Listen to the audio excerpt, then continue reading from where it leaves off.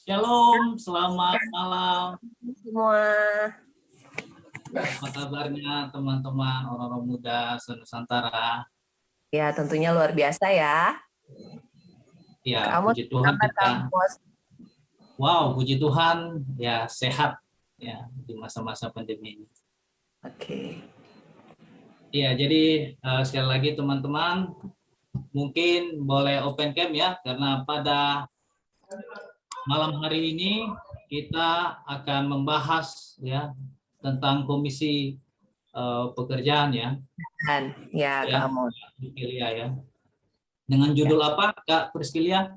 Judulnya ini, Cerdas dalam Bekerja. Iya, jadi kita harus cerdas ya dalam pekerjaan, dan puji Tuhan juga ya, kita pada malam hari ini banyak yang hadir dari seluruh Nusantara ini, Kak Priscilia ya. Dari Sabang sampai Merauke ya, Kak? Iya, luar biasa sekali. Dan yang lebih luar biasa juga nih, kita kedatangan narasumber kita ya, Kak Sandi dan Kak Boris, luar biasa. Luar biasa. Tapi nanti sebentar perkenalannya ya, Kak Amos. Tahan dulu. Benar, supaya sebentar nanti ada kita lebih lanjut.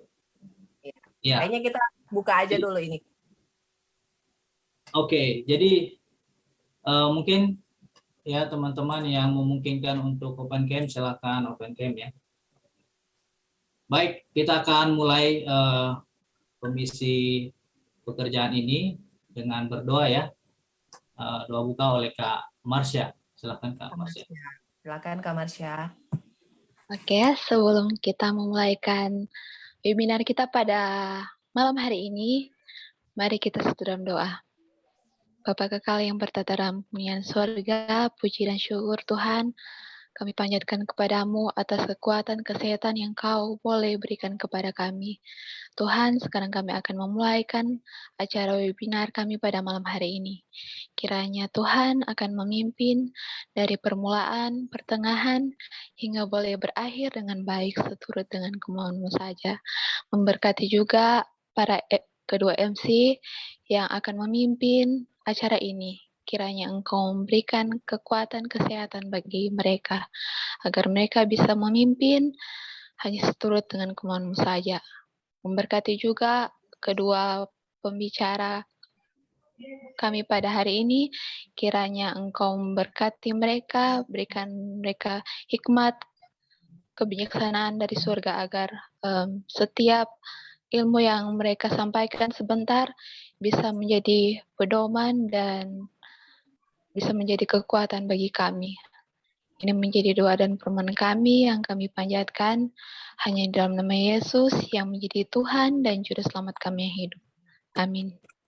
Amin.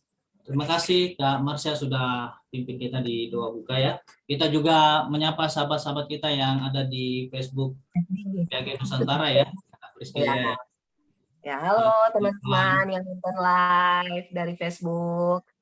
Halo, selamat malam. Selamat malam, selamat menikmati acara ini. Iya, Kak Priscilia ini mau tanya nih, Kak Priscilia lagi ini ya, kesibukannya sekarang bekerja ya Kak ya?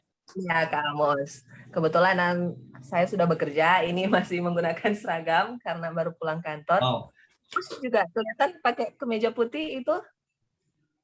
Iya, cuma bedanya ya kalau saya baru selesai kuliah nih Kak, jadi siap-siap juga nih untuk bekerja juga ya. Semangat ya Kak Amos. Amin, ya pasti dong Kak. Apalagi pada malam hari ini judul kita nih luar biasa ya. Kita bacakan sekali lagi ya, mungkin teman-teman yang baru masuk mungkin bertanya-tanya ya. Kita punya judul ini apa ya? Jadi judulnya adalah cerdas dalam bekerja. Jadi bukan hanya sekedar bekerja ya Kak ya. Ya, jadi bincang-bincang mengenai hak dan kewajiban di dalam kita bekerja. Oke, acara selanjutnya apa nih Kak Priscilia? Oke, ada acara selanjutnya, mungkin Kak host bisa ditampilin.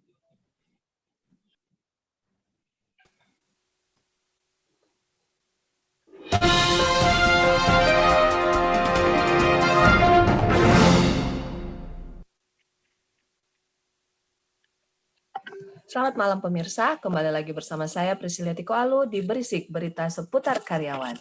Berita pertama kita pada malam hari ini berasal dari Lampung.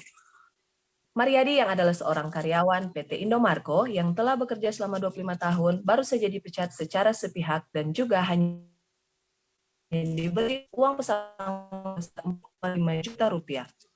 Hal tersebut membuat Mariadi harus mengambil jalur hukum karena uang pesangon yang diberikan perusahaan tidak sesuai dengan Undang-Undang Ketenagakerjaan yang berlaku.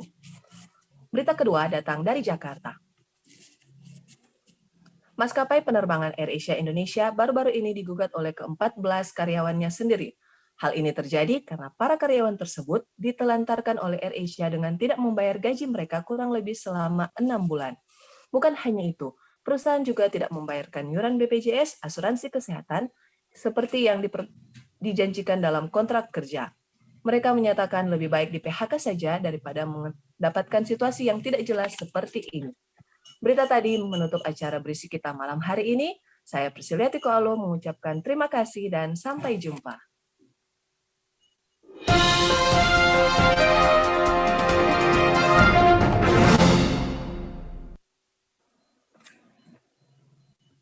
Oke, jadi itu tadi ya Iya, berita seputar dengan para hari pekerja ya. ya, Ya, seputar. jadi kita lihat ya ada masalah ya tentunya ya. Iya, Nah, setelah tentunya lihat, kita akan bahas. ya, setelah lihat berita tadi kita kan jadi makin, wah ada apa nih dengan malam ini gitu. Jadi lebih excited kan? Ya, apalagi dengan ada berita yang juga kita tidak inginkan sebenarnya itu terjadi ya. Kak Priscilia. Makanya kita malam hari ini kita akan kupas tuntas dengan dua Narasumber. narasumber kita. Wow. Iya. Oke, Sudah kita bisa hadir mulai perkenalannya pada karena malam hari ini. Tentunya ya, Kak Amos. Pepatah yang mengatakan tak dikenal maka tak disayang. ya benar sekali ya. Ya. Jadi aku dulu ya yang perkenalkan pembicaranya, narasumbernya. Ya, silakan Kak. Narasumber kita yang pertama adalah Kak Sandi Nayawan. Mungkin Kak Sandi ini lebih sering dikenal dengan nama Midun ya, karena Kak Sandi ini salah satu public figure di era 80 dan 90-an. Nama lengkap Dwight George Nayawan. Nama di media sosial Sandi. Oke, pekerjaannya yang pertama adalah dosen legal aspek produk transaksi informasi dan komunikasi dan aspek hukum ekonomi di Universitas Gunadarma. Oh ya, Kak Sandi seorang dosen. Juga tenaga ahli DPR RI. Dan yang ketiga, ini adalah seorang pengacara juga. Kak Sandi ini juga memiliki hobi membaca dan traveling. Wah, luar biasa sekali ya, Kak Sandi. Mungkin kita bisa lanjut ke narasumber kita yang kedua, Kak Amos. Silakan. Oke, baik. Saya akan perkenalkan ya pembicara kita yang kedua.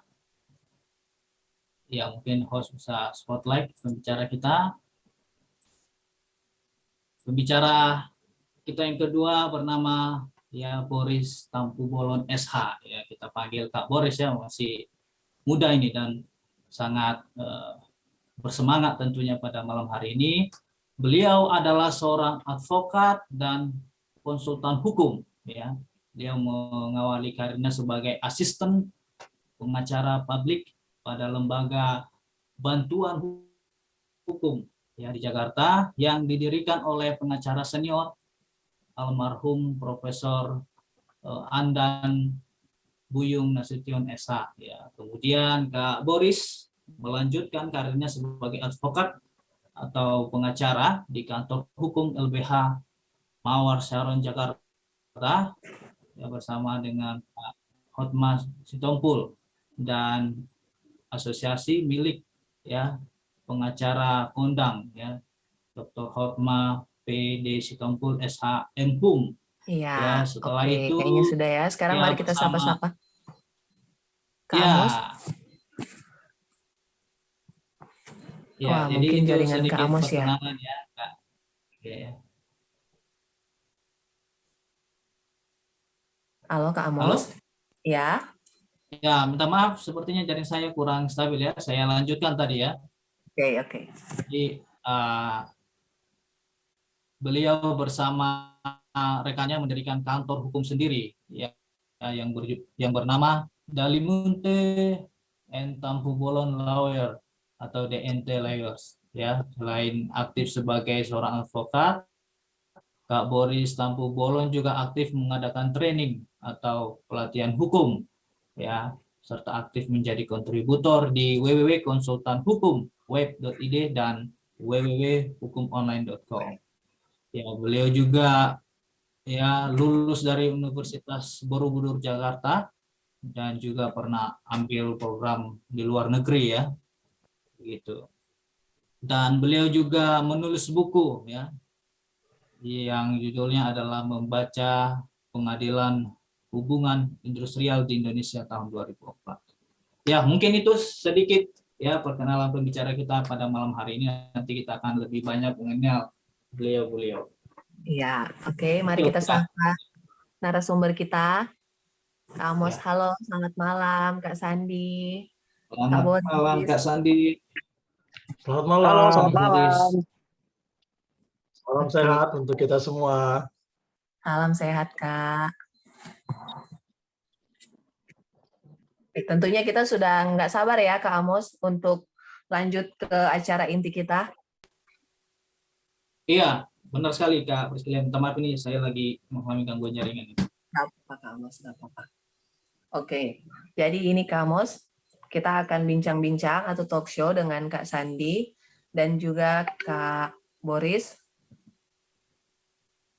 mengenai cerdas dalam bekerja. Halo? Halo? Iya. Oke. Halo. Habis kedengaran, Kak? Iya, kedengaran Kak. Oke, Kak. Oke, jadi tadi di awal kan kita sudah lihat dua kasus, yang pertama tidak digaji kan, dan yang kedua ada yang cut off sepihak atau pemecatan secara sepihak gitu, Kak. Jadi kalau kita melihat hak-hak karyawan itu bisa berdasarkan kontrak kerja ya, Kak Amos? Iya, betul. Nah, jadi ini timbul pertanyaan nih yang akan kita tanyakan ke narasumber kita. Ya. Seberapa penting kontrak kerja ini bagi karyawan gitu. Silakan Kak Amos.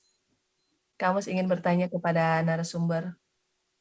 Ya, ini sangat penting ya, apalagi ya kita ini tadi sudah sampaikan Kak Priscilia sedang bekerja, apalagi saya juga dan mungkin teman-teman banyak nih ya Nusantara lagi cari kerja, terusnya pengen tahu ini. Jadi mungkin siapa dulu ya kita kasih ke siapa Kak Priscilia, ini soalnya luar biasa nih pembicara kita. Iya, kan nanti diganti lah. Ganti-gantian. Iya, kita mulai dari Bang Sandi aja senior. Ya. Ya, Bang Sandi lah. Oke. Silakan. Jadi gimana nih? Kira-kira ini seberapa penting kontrak kerja ini bagi karyawan? Karena untuk case tadi kontraknya itu dilanggar loh, itu pembayaran iuran itu yang dulu dikatakan di kontrak tapi nggak dilakukan. Ya, terima kasih. Sebenarnya ini Bang Boris ya yang sudah melewati sampai menulis buku ya terkait dengan proses perselisihan hubungan industrial. Beliau akan lebih bisa menjelaskan secara detail itu nanti perkembangan atau hasil daripada kalau nanti gugatannya sampai kepada PHI ya. Nah, kalau kontrak itu sebenarnya itu merupakan alas atau dasar untuk kita mengetahui apa-apa saja yang sudah disepakati. Ya, yang sudah disepakati ketika melakukan hubungan kerja. Nah, disitulah nanti kita melihat contoh kasus tadi ya. Apapun kasusnya juga, itu pasti landasannya kita harus melihat perjanjian yang dibuat itu apa saja. Nah, tanpa kontrak kita juga tidak bisa melakukan pengkajian secara hukum. Karena dalam hukum ini pastinya ada yang namanya kepastian hukum, ya, keadilan dan manfaat. Nah, disinilah yang perlu kita pelajari sama-sama hari ini, bahwa kontrak itu menjadi pegangan nih, pegangan pekerja atau buruh dalam melakukan pekerjaannya. Nah, apa-apa saja batasan-batasannya itu semua diatur. Kapan mulai bekerja, kapan dia berakhir, dan kemudian apa tunjangannya, apa saja yang akan didapati setelah masa kerja sekian-sekian tahun, itu semua dicantumkan, ya, dituangkan di dalam kontrak kerja itu. Sehingga kontrak kerja dapat menentukan nantinya ketika terjadi seperti ini, sengketa atau permasalahan hukum. Mungkin itu yang bisa saya sampaikan. Oh. Ya, ini luar biasa sekali ya, Pak Priscilia ya. Ya, bagaimana dengan pendapat Bang Boris ini? Ya, Ya, kedengeran ya suara saya ya? Jelas, jelas. jelas sekali, Bang. Oke. Jadi ini repotnya kalau dua orang lawyer atau sarjana hukum ngomong, yang keduanya ini bingung ngomong apa. Karena yang pertama udah dijawab sama yang pertama. Cuma kan nggak lucu kalau saya bilang sama dengan Bang Sandi, ya kan? Jadi tambahin dikit lah. Intinya perjanjian kerja atau kontrak itu adalah dasar hubungan kerja antara pekerja dengan perusahaan. Disitulah aturan mainnya semua. Simpelnya seperti itulah. Di situ diatur misalnya ya mulai dari identitas, nama, kemudian pekerjaan, jabatan, kemudian gaji ya atau upah, cara pembayarannya, kemudian apalagi itu tempat dan tanggal perjanjian dibuat dan seterusnya. Ya intinya perjanjian kerja itu harus benar-benar dibuat sebaik mungkin, dalam artian diperhatikan baik-baik gitu loh. Jangan sampai ada klausul-klausul yang nanti merugikan si pekerja. Jadi kalau teknisnya, kalau buat perjanjian kerja, nggak apa-apa ditanyakan, ini maksudnya apa ya Pak, ini maksudnya apa ya Bu, biar jelas, biar clear gitu. Jadi kalau sudah oke semua, baru ditandatangani.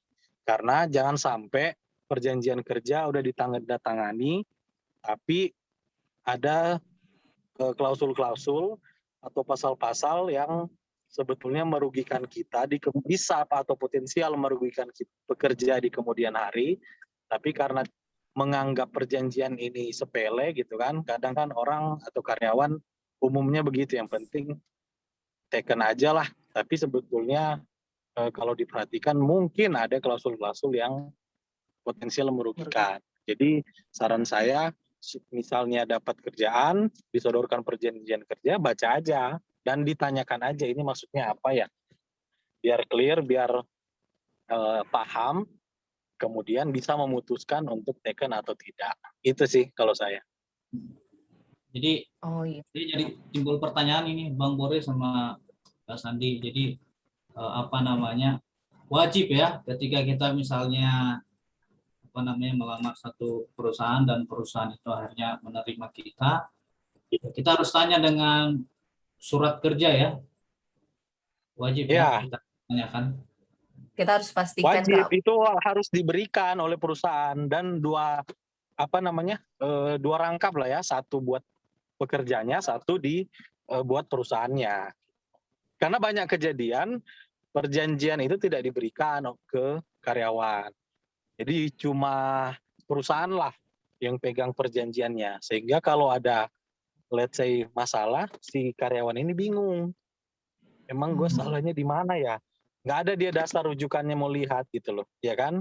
Karena perjanjiannya tidak diserahkan ke dia. Menurut aturan, dua-duanya harus dikasih. Perjanjiannya satu buat karyawan, satu buat perusahaan, gitu. Tapi Bang Boris, ini khusus perusahaan kah atau khusus semua aja di tempat mana kita bekerja? Kita harus tanya tuh kan. Apakah begitu atau memang kasusnya hanya untuk perusahaan gitu? Kalau kita misalnya kita di pelayanan bagaimana gitu kan? Iya. Gimana, Bang Boris? Enggak, kalau saya ada bela karyawan, ada bela perusahaan, ada. Jadi macam-macam. Prinsipnya sih begini, intinya kan aturannya sudah ada. Oke. Aturannya sudah jelas. Jadi kalau saya bela karyawan itu memang karena misalnya ya ada perusahaan yang tidak menaati aturan, dia misalnya tidak ngasih karyawannya pesangon saat karyawannya dipecat. Nah, itu kita belain karyawan. Tapi ada juga klien-klien saya yang perusahaan, ketika dia tanya, Pak, saya mau pecat orang nih, dia salah ini. Oh, boleh pecat, tapi harus sesuai prosedur. Dan setelah dipecat, you harus kasih pesangonnya. Nah, banyak mereka itu, klien-klien saya suka ngomong begini, bisa enggak kita nggak kasih pesangonnya? Nah, saya bilang, jangan. Harus kasih, itu hak orang. Ya, itu hak orang. Jadi jangan, jangan, kalau bahasanya jangan zolim lah ke orang. Kasih apa yang menjadi haknya gitu. You nggak akan miskin dengan kasih dia pesangon. Nah, saya selalu kasih begitu. Artinya, pihak karyawan ataupun pihak perusahaan yang saya bela, ukurannya atau acuannya adalah peraturan perundang-undangan aja, gitu. Jadi prinsipnya di situ, nggak ada bedanya. Ya. Tetap harus Jadi sesuai emang, aturan aja. Ya Kak, emang ini penting sekali ya Kak Amos ya ternyata Iya, kontrak benar. kerja ini. Dan juga harus jelas isinya di dalam. Dan mungkin bisa aja ya kalau kita misalnya ada permohonan khusus ya, biasanya kan kita ya beribadahnya hari Sabtu gitu, itu bisa ditambah di kontrak ya, begitu ya Bang Boris ya. Harus jelas gitu ya, misalnya. Bisa. Oke, luar biasa. Ya, mungkin Kak Priscilia ada pertanyaan lagi, Kak Priscilia? Pertanyaan selanjutnya. Ya, aku ini mau nanya ya. Pertanyaan selanjutnya ini untuk Bang Sandi. Melihat 2 case tadi kan Bang yang di Berisik itu, bagaimana pendapat Abang nih secara hukumnya? Patutkah seorang karyawan menuntut hal ini? Kalau menuntut itu sudah diberikan oleh undang-undang. Ya. Hukum sudah memberikan ruang itu. Hukum sudah memberikan ruang itu kepada setiap pekerja maupun buruh yang sudah melakukan hubungan kerja dengan perusahaan kah, ya kan, atau para orang-orang individu yang mau menggunakan tenaga mereka, ya kan, itu menggunakan secara borongan, harian, apa semuanya itu diberikan hak, ya, itulah yang disebut dengan hak. Hak setiap pekerja atau buruh untuk menuntut hak yang seharusnya diterima oleh pekerja atau buruh tersebut. Jadi itu merupakan hak absolut ya. Bisa ya Kak, itu terdapat di undang-undang ya? Hak absolut itu, bukan hak relatif, hak absolut. Oke, kalau boleh tahu Kak ini, itu di undang-undang nomor berapa gitu, atau undang-undang ketenagakerjaan nomor berapa? Iya, itu ada undang-undang, apalagi sekarang sudah ada undang-undang Cipta Kerja ya, dan kemudian ada turunannya peraturan perusahaan peraturan pemerintah ya, itu ada semua. Nanti kita banyak sekali turunannya, ada beberapa. Nah itu yang bisa mengatur semuanya tentang hak untuk contoh menuntut upahnya, menuntut pembayaran kerja lemburnya, contoh ya. Kemudian menuntut waktu istirahatnya. Nah, itu semua diatur oleh undang-undang ya, diatur oleh aturan hukum. Apakah itu peraturan pemerintah sebagai turunannya ya, peraturan menteri, itu semuanya ada. Jadi boleh siapapun yang merasa sudah tadi yang Bang Boris bilang sudah menandatangani kontrak ya, kontrak kerja atau surat perjanjian kerja, maka secara otomatis itu sudah timbul yang namanya hak dan kewajiban. Jadi pekerja atau buruh memiliki hak, tetapi juga di situ ada kewajiban yang harus dilakukan. Nah, ketika kewajiban itu sudah dilakukan sesuai dengan peraturan perusahaan, ya, sesuai dengan apa yang diminta oleh perusahaan, dan kemudian pada akhirnya pada waktu yang sudah disepakati bersama mereka tidak atau perusahaan tidak melakukan kewajibannya perusahaan kepada pekerja atau buruh, maka buruh atau pekerja boleh melakukan gugatan atau menuntut ya. Oh iya ya, berarti bisa ya Kak ya. Bisa. Oke, terima kasih. Oke Kak Amos, kita lanjut nih. Ya. Nah, ini kan tadi masalah kontrak sama gugat-gugatannya kan sudah ya. Nah, sekarang kita lanjut nih. Kita kan saat ini ya kita tahu lah ya, kita di kondisi lagi pandemi kan, juga menjadi polemik kan dalam mencari pekerjaan maupun perusahaan-perusahaan yang saat ini banyak yang lagi goyang kan gitu karena pandemi. Nah, untuk case tersebut nih, Kak, pertanyaannya, apakah wajar perusahaan mengurangi gaji atau ya bisa dikatakan merubah kontrak sewaktu-waktu? Karena ini aku ngomong aja ya, waktu lalu itu ada temanku, ya dia kerja di salah satu perusahaan lah gitu, gajinya tuh dipotong karena pandemi itu. Gimana tuh Kak Amos? Kita tanya ke siapa nih? Ya, ke Kak Boris lah. Supaya adil toh. Oke. Silakan Bang. Apakah wajar perusahaan mengurangi gaji atau merubah kontrak sewaktu-waktu gitu? Jadi sebetulnya semua itu dimungkinkan selama ada kesepakatan dari kedua belah pihak. Jadi misalnya ada kebijakan untuk menurunkan gaji atau merubah kontrak, selama ada kesepakatan atau persetujuan dari karyawan, yaitu boleh-boleh saja, tidak ada masalah. Nah, kalau misalnya tidak ada sepakat dari karyawan, artinya karyawan ini menolak, oh saya nggak setuju kalau gaji saya dipotong, saya nggak setuju kalau kontraknya dirubah. Nah itu ujungnya, bukan ujungnya, itu berarti yang harus dilakukan adalah mengajukan langkah hukum. Jadi ngadu dulu ke Disnaker untuk dimediasikan bagaimana terbaiknya. Kalau deadlock, ya dia harus ke pengadilan, nanti pengadilan yang putuskan. Seperti itu. Jangankan cuma rekontrak gitu ya. Kalau undang-undang Ciptaker yang sekarang yang baru itu bisa juga di PHK dengan alasan efisiensi.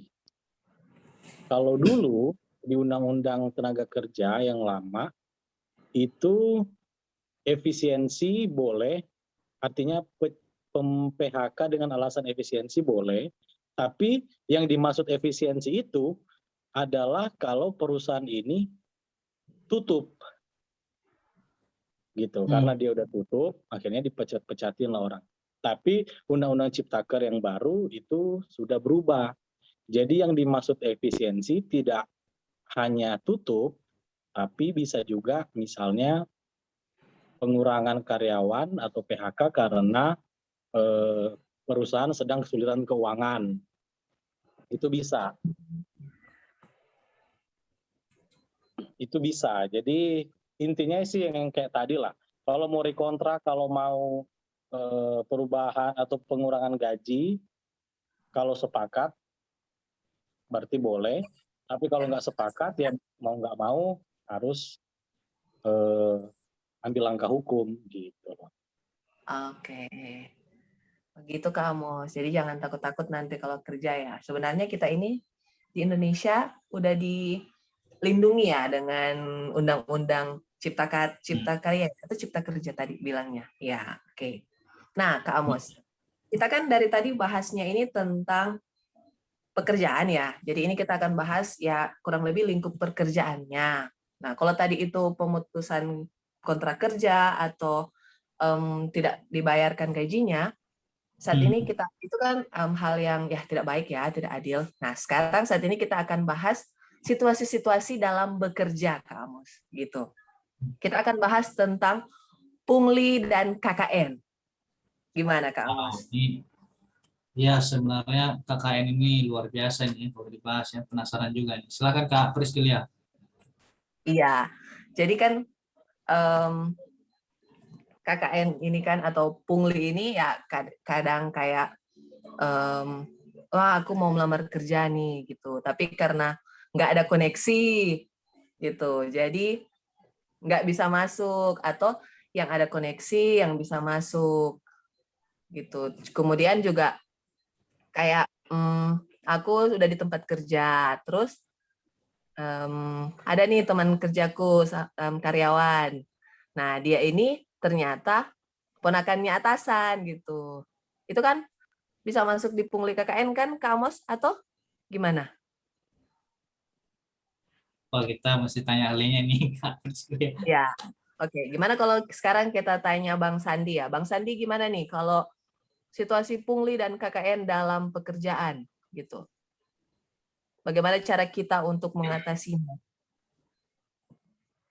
Jadi kalau pungli itu kan sebenarnya kita sudah pahami bersama lah ya. Pungli itu suatu perbuatan yang bertentangan dengan aturan hukum. Itulah disebut dengan pungutan liar. Kalau pungutan itu memang berbasis daripada aturan yang sudah ditentukan, disepakati oleh bersama, maka itu dianggap legal, pungutan yang legal. Tapi di belakangnya tidak ada li, ya. Jadi pungutan saja. Tapi kalau sudah ada belakangnya li, maka di situ ada suatu perbuatan, tindakan yang pastinya itu bertentangan dengan hukum. Nah, kalau KKN ini, kalau saya nih dari aspek hukum tentu itu tidak direkomendasi. Karena ada dampak-dampak ya ketika nanti masuk di ruang-ruang pekerjaan itu, kemudian ada hubungan pertalian darah di situ, ada hubungan darah, maka nanti misalnya untuk menegur saja sudah nggak mungkin misalnya, ya kan? Wah, ini tulang saya nih gitu kan? Ini sepupu saya nih gitu kan? Ini om saya. Nah, maka di situ kenapa sebenarnya ada restriction ya, ada larangan-larangan seperti itu baru dari aspek pekerjaan, ruang lingkup pekerjaan. Kemudian dari ruang lingkup penggunaan anggaran, ya itu bisa punya potensi untuk merugikan perusahaan ketika adanya KKN di situ ya. Nah sehingga KKN itu mengapa itu diatur agar tidak adanya KKN dalam apalagi kalau kita masuk ke perusahaan luar negeri ya, perusahaan asing itu amat sangat ketat ya, sehingga contoh kita sekarang lewat online kan semuanya, contoh melamar itu semua kita diminta keterangan. Apakah ada saudara kenal di perusahaan ini, ya kan? Kenal apa hubungannya? Itu semua dipertanyakan di dalam form itu ya. Nah, sehingga itu sebenarnya untuk mereka meng-cross check dan memastikan apakah ada KKN di situ. Karena pengaruhnya itu efek domino terhadap KKN itu amat sangat masif terhadap jalannya roda perusahaan itu. Namun saya hanya melihat di luar hukum ya. Di luar hukum itu ini budaya timur. Ya, tanpa kita harus menafikan ya. Bahwa budaya timur ini kadang-kadang sering terjadi itu.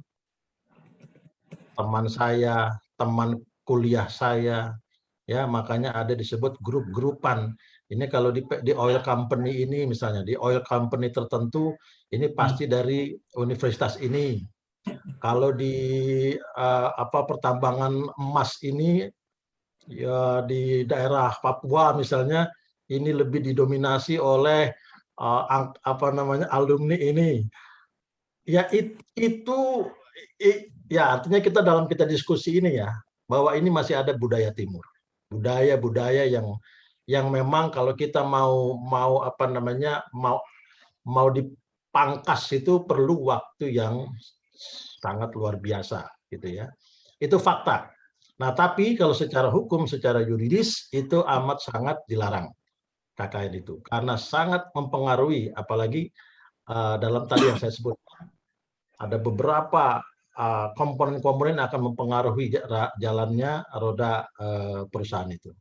Oke, oke, thank you Kak Sandi. Kak Amos.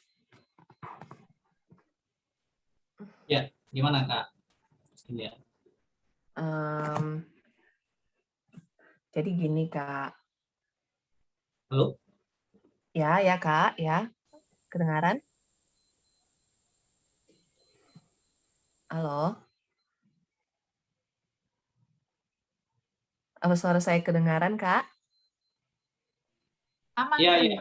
Aman. Lanjut Aman. ya, lanjut ya. Ini jaringan Ya. saya kurang stabil ini, lanjut ya. Iya Kak.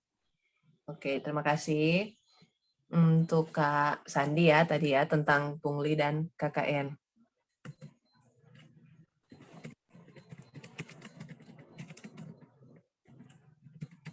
Gimana nih Kak Amos? Kita nanti lanjut mau baca pertanyaan yang mana lagi nih? Soalnya banyak banget nih.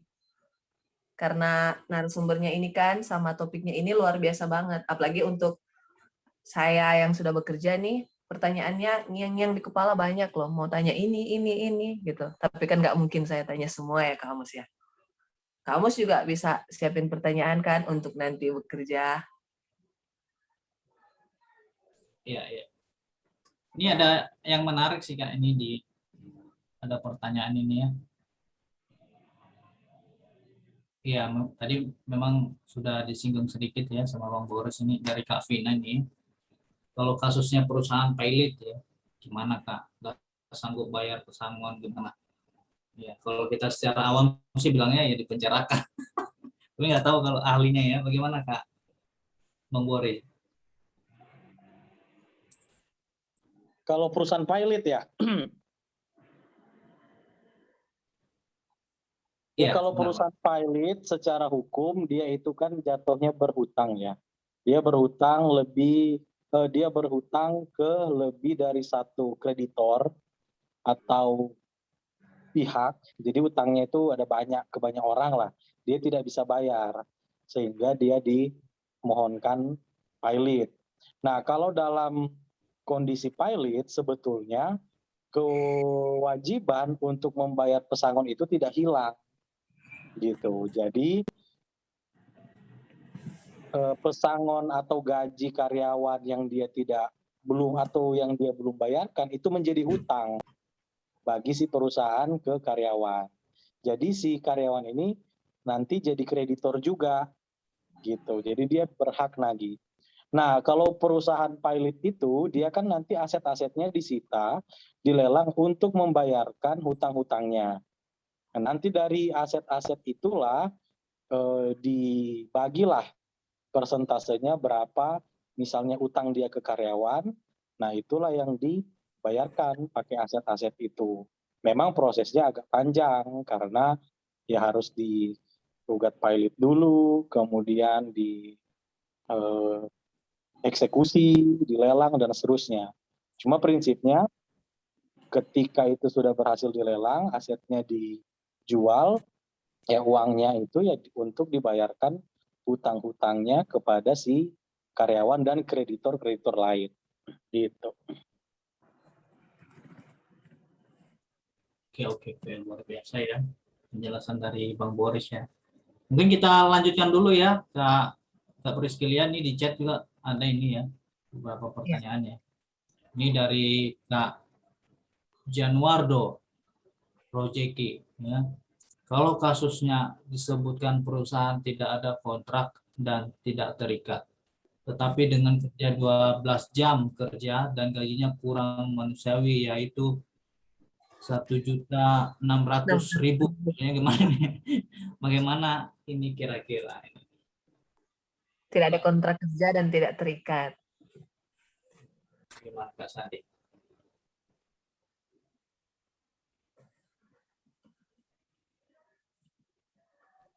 Ya, namanya perjanjian kerja itu bisa tertulis, bisa cara lisan.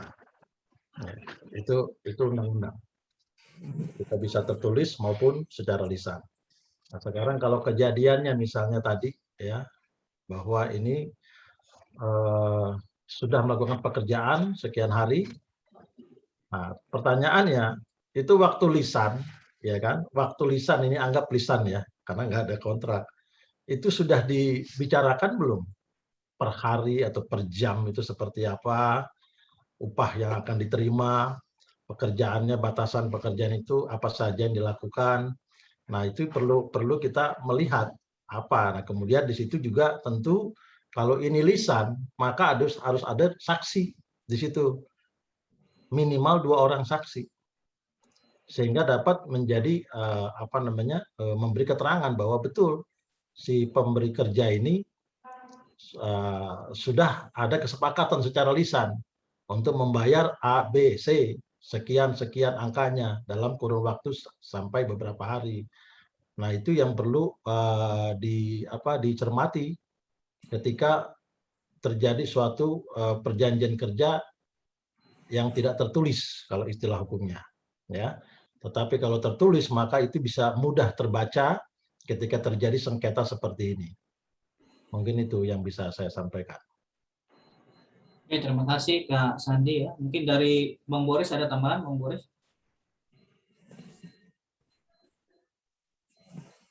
Ya, kalau dari saya misalnya soal tadi dibilang gajinya saat berapa? 1.600.000 Kak. Ya, 1 juta sekian lah. Ya. Kalau bicara gaji, undang-undang itu mengatur bahwa gaji itu tidak boleh di bawah UMR. Artinya harus dilihat UMR setempat, upah minimum regional, upah minimum provinsi lah. Berapa minimumnya? Ya misalnya kalau di Jakarta tuh berapa? 4 ya? Atau 4,2 ya kalau di Jakarta. Let's say lah 4. Ya berarti minimal gajinya itu harus 4. Tapi kalau ada misalnya gaji di bawah 4, berdasarkan undang-undang itu pidana. Perusahaan itu bisa dipidana. Ancamannya 1 tahun penjara, denda kalau nggak salah itu 1 miliar. Kalau ada perusahaan yang menggaji karyawan di bawah upah minimum. Tapi dengan lahirnya Undang-Undang Ciptaker itu ada pengecualian. Boleh di bawah upah minimum untuk perusahaan-perusahaan UMKM. Jadi yang masih kecil-kecil lah itu boleh di bawah upah minimum. Kalau dulu nggak ada. Kalau Undang-Undang 13 2003 tentang ketenagakerjaan yang lama nih, itu nggak ada pengecualian begitu. Jadi semua disamaratakan, mau perusahaan besar, mau perusahaan kecil, yuk harus gaji karyawan itu minimum sesuai upah minimum regional yang ditetapkan oleh pemerintah. Tapi kalau sekarang ada pengecualian untuk UMKM, gitu. Oke. Ya, luar biasa ya Kak Amos. Ini ada satu pertanyaan lagi. Sebenarnya ada 2 sih pertanyaan, tapi aku gabung aja ya karena kayaknya bersangkutan. Ini tentang prosedur pengajuan gugat apabila ada pelanggaran PKWT yang dilakukan oleh pihak PT ke karyawan. Jadi prosedur pengajuan gugatnya. Kemudian ada PKWT yang tidak memakai materai. Nah, gimana pendapat dari narasumber yang tentang tidak memakai materai itu? Gimana, Kak Sandi mungkin?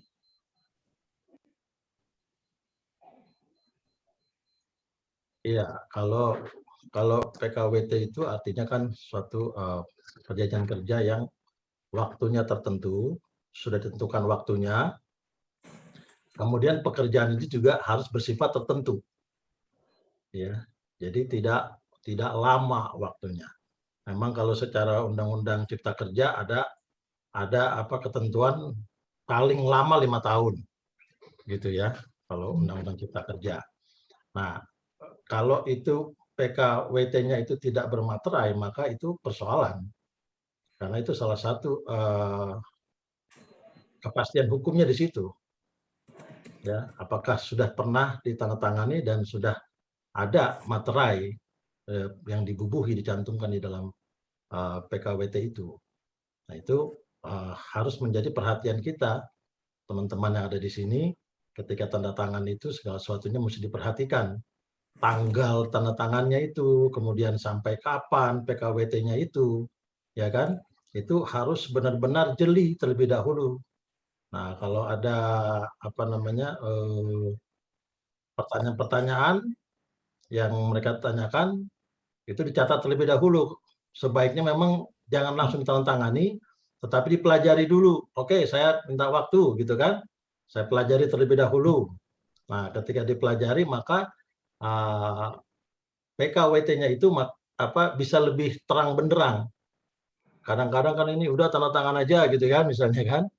Nah, tapi yang perlu dilakukan adalah kejelian kita untuk melihat, dan bumbuhan materai itu sangat diperlukan. Itu mungkin yang bisa saya sampaikan. Oke, terima kasih Kak Sandi ya.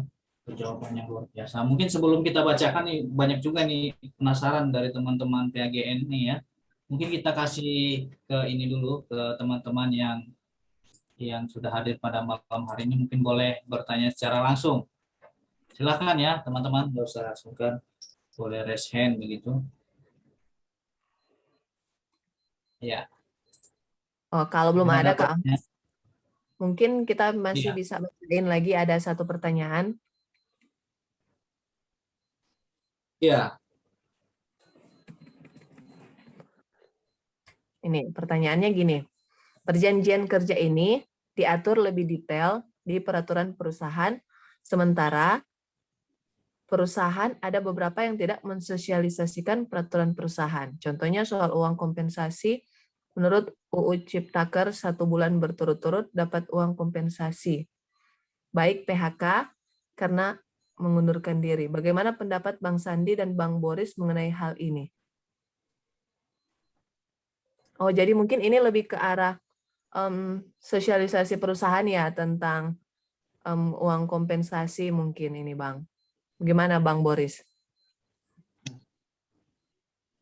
Ya, jadi kalau bicara peraturan perusahaan itu sebetulnya memang harus disosialisasikan gitu. Nah, kalau ada perusahaan yang tidak mensosialisasikan, itu karyawan berhak minta untuk disosialisasikan. Kalau tetap tidak mau, laporkan ke Disnaker di mana perusahaan tersebut berdomisili lah. Nanti biar pihak Disnaker yang akan memberikan teguran atau peringatan. Gitu. Intinya itu harus disosialisasikan. Nggak bisa kita buat perusahaan buat aturan, tapi kita nggak tahu aturan mainnya gimana, ya kan? Giliran ada masalah, misalnya kita melakukan tindakan tertentu yang menurut kita umumnya harusnya ini nggak masalah deh, gitu kan? Tiba-tiba muncul peraturan perusahaan, oh yang kamu lakukan itu udah salah. Ini berdasarkan peraturan perusahaan pasal sekian-sekian lah. Kita nggak pernah tahu, kita nggak pernah diberitahu peraturan perusahaan ini, gitu. Jadi nggak fair kalau seperti itu. Nah, secara teknisnya itu bisa dimintakan. Kalau perusahaan nggak ngasih, adukan ke Disnaker. Itu. Oke, Kak Amos. Oke. Thank you, Bang Boris. Luar biasa, ini semakin seru nih Kak Priscilia ya. Dan kita dapat info nih teman-teman dari Facebook juga nih antusias nih sampai-sampai menuliskan pertanyaan di kolom chat ini ya. Ya, mungkin boleh ya. Kak Kori, boleh bacakan pertanyaannya Kak Kori? Ya, pertanyaannya ini nggak tahu ya tadi udah terjawab atau belum, tapi saya bacakan lagi ya. MC bisa nanti koreksi apakah sudah terjawab atau belum dari ini. Di FB ditanya bahwa bagaimana dengan perusahaan yang tidak memberikan kontrak kepada karyawan sehingga tidak ada aturan yang pasti, termasuk kayak tunjangan BPJS, kayak kontraktor atau startup gitu. Mau laporin tapi takut. Sistemnya take it or leave it. Bagaimana mekanisme pelaporan hal seperti ini? Karena karyawan butuh dilindungi tapi takut kalah di awal. Kayak gitu, Kak Sandi, Kak Boris. Silakan Kak Sandi.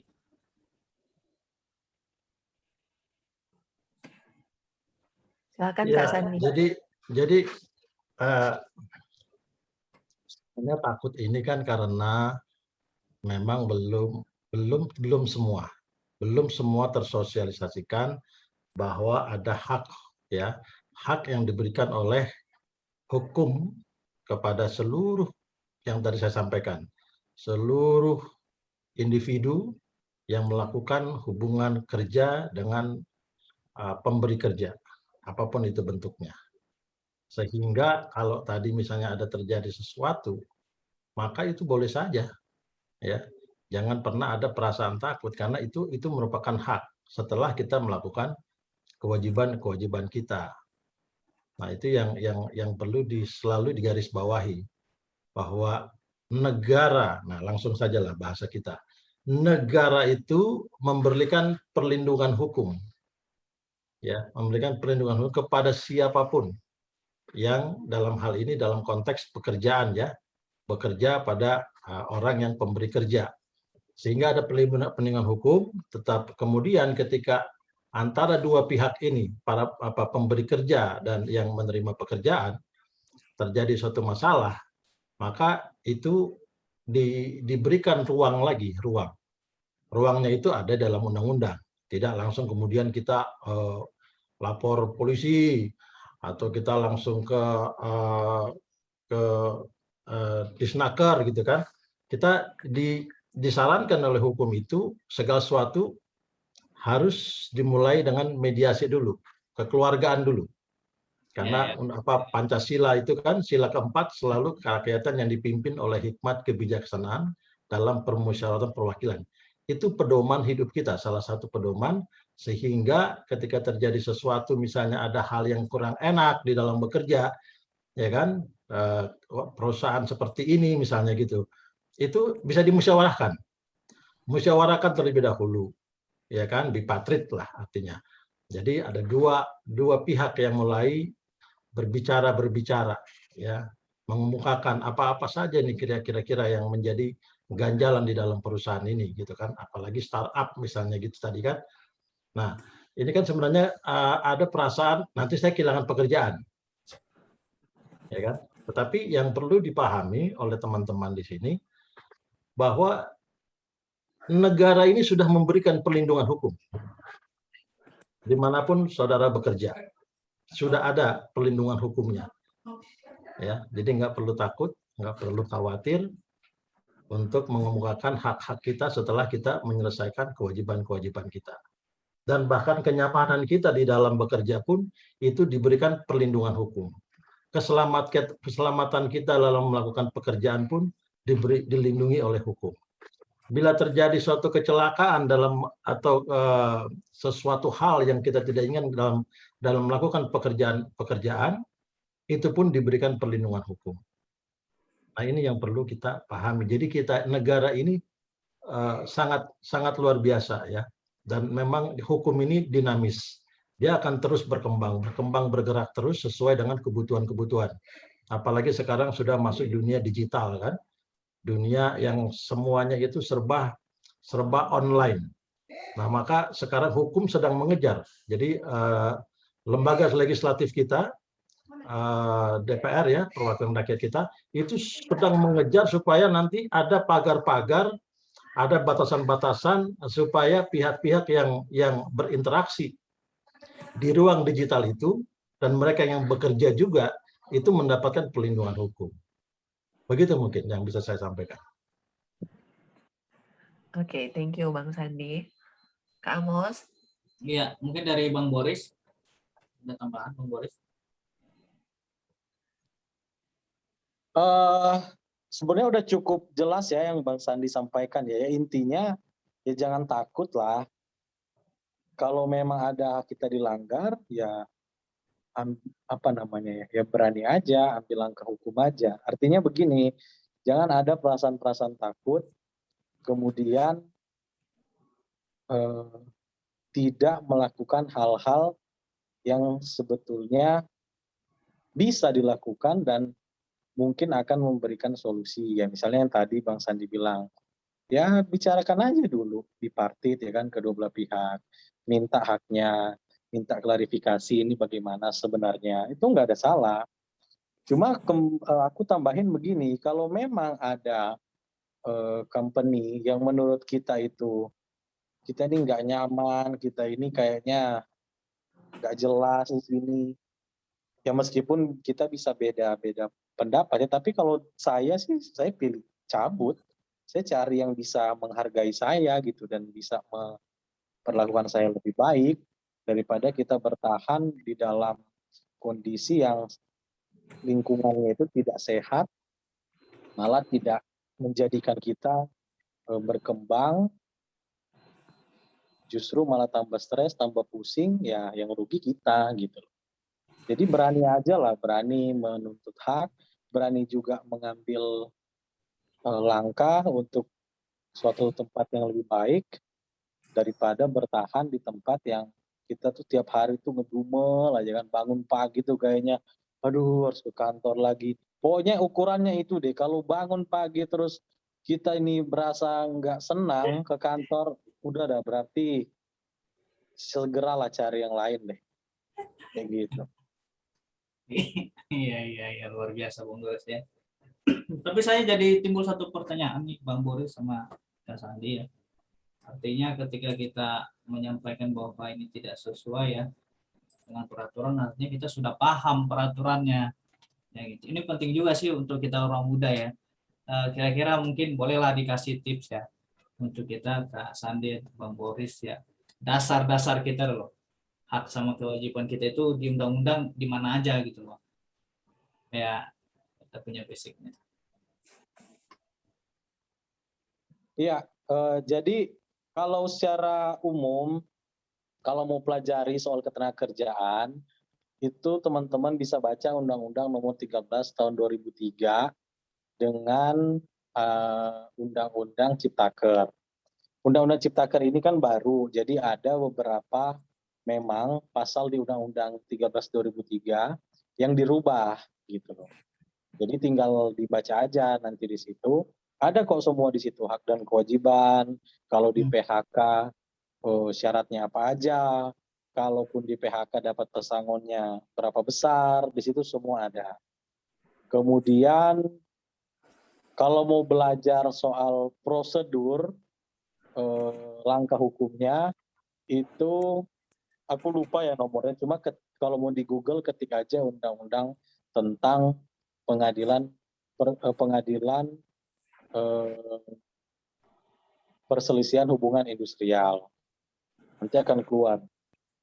Nah, cuma memang ya kalau orang awam baca undang-undang kan itu pusing ya. Cuma ya jangan jadikan alasan lah, baca-baca aja. Cuma kalau mau lebih mengerti lagi, saya itu kan punya website. Nah itu saya suka nulis soal hukum dengan bahasa yang sederhana. Saya sederhanakan lah pakai bahasa awam. Nah itu maksud dan tujuannya biar orang awam itu ketika baca itu mengerti. Karena memang kelemahan di fakultas hukum atau orang-orang hukum itu memang bahasanya itu memang ribet, terlalu akademik dan banyak istilah-istilah yang aneh-aneh, istilah-istilah Belanda lah dan seterusnya. Nah, saya mencoba menyederhanakan itu agar orang awam itu bisa lebih mudah lah memahaminya. Jadi memang harus banyak baca, banyak riset. Kalaupun mau baca-baca soal isu-isu ketenagakerjaan, boleh lihat di website saya suka nulis soal aturan ketenagakerjaan di situ. Oke, baik, terima kasih Bang Boris ya. Dari Kak Sandi, mungkin ada. Iya, tadi Bang Boris sudah jelaskan ya undang-undangnya. Ya, nah mungkin nanti kalau teman-teman juga perlu juga browsing ya, searching itu tentang peraturan pemerintah. Ya, di situ mungkin teman-teman pasca perubahan Cipta Kerja ini di DPR ini kita jadi kalau sebelumnya semangatnya itu kan masih antara pengusaha dengan pekerja, itu Undang-Undang 13 2003 ya, pengusaha dengan pekerja atau buruh. Nah sekarang di Cipta Kerja ini itu semangatnya lebih, sekarang pemerintah itu, negara itu turun turun untuk apa namanya hadir ya di dalam persoalan dan kepastian hukum daripada pekerja dan buruh maupun pemberi kerja, pengusaha. Nah, salah satunya kalau teman-teman mau belajar ya, lihat-lihat gitu ya, itu peraturan pemerintah misalnya nomor 37 tahun 2021 baru dibuat kan. Nah, itu tentang jaminan kehilangan pekerjaan.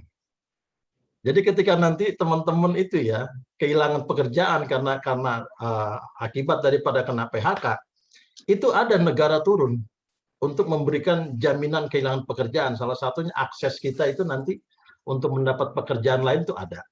Kemudian kita ada uang tunai untuk bantuan kita karena paskah kita mengalami PHK ini. Nah, ini semangat daripada Undang-Undang Cipta Kerja ini, dewan-dewan ya di DPR itu semangatnya ke situ. Nah, di situ juga diatur misalnya tentang jaminan hari tua kita seperti apa, ya kan? Nanti hari tua seperti apa. Kemudian jaminan keselamatan kerja seperti apa. Nah, memang di situ ada apa namanya? Ada kewajiban bahkan pengusaha juga itu untuk membayar iuran-iuran ya. Nah, iuran-iuran itulah yang menjadi jaminan kita ke depan nanti ketika kita sudah melakukan pekerjaan. Bagaimana kalau kita akhirnya kemudian meninggal misalnya, itu juga diatur. Ya. Nah, kalau memang teman-teman mau belajar, sebenarnya kalau bahasa hukum itu gini, ada undang-undangnya, tadi Bang Boris sudah sebutkan, undang-undangnya itu yang sebelumnya undang-undang tentang ketenagakerjaan. Nah, sekarang ada perubahan sedikit beberapa klausul, ya, itu namanya Undang-Undang Cipta Kerja, itu nomor 11 tahun 2020 itu. Nah, tapi di bawahnya itu ada namanya derivasinya ya, ada aturan-aturan turunannya, itu disebut dengan peraturan pemerintah. Nah, terkait dengan upah itu juga diatur. Kita akan mengetahui kenapa kita dibayar sekian upah kita, hitungannya seperti apa. Nah, kemudian kalau kita terjadi kecelakaan, kenapa ini dibayar sekian? Itu semua diatur. 0,75% lah, itu semuanya diatur. Ya, pesangon yang kalau kita lihat isu-isu di luar Undang-Undang Cipta Kerja itu menghilangkan hak pesangon itu tidak benar. Ya, diatur semuanya. Hak pesangon itu diatur. Ya, hak penghargaan masa kerja ya itu diatur. Hak pengganti itu juga diatur. Jadi pemerintah memang betul-betul sekarang ini secara komprehensif ya itu benar-benar memberikan perlindungan itu kepada pekerja maupun buruh. Nah, sehingga hak itulah yang harus teman-teman gunakan. Ketika tapi jangan lupa sering kita ini bukan kita ya, beberapa itu maunya hak tapi kewajibannya itu dilalaikan. Ya, penting. Kewajiban itu penting. Ya, kalau secara Alkitab katakan bahwa kita harus melakukan pekerjaan karena dialah yang perlu untuk Tuhan gitu loh. Kita bekerja untuk Tuhan sebenarnya. Jadi nama Tuhan dipermuliakan ketika kita melakukan pekerjaan secara optimal. Itulah kewajiban-kewajiban. Nah, tinggal hak kita ini yang tadi ya perlu jangan ragu-ragu. Hak itu dilindungi oleh negara. Gitu ya. Mungkin itu yang bisa saya sampaikan sementara. Oke, thank you, Bang Sandi. Nah, Kak Amos nih, kita lebih apa ya ini ya? Lebih panas ya suasananya ya. Iya, sepertinya tegang semua ini, Kak.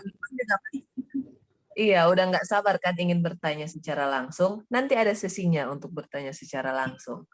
Tapi sebelum itu, kita akan ambil foto bersama nih, Kak Amos. Iya nih, Buat betul. kenang-kenangan.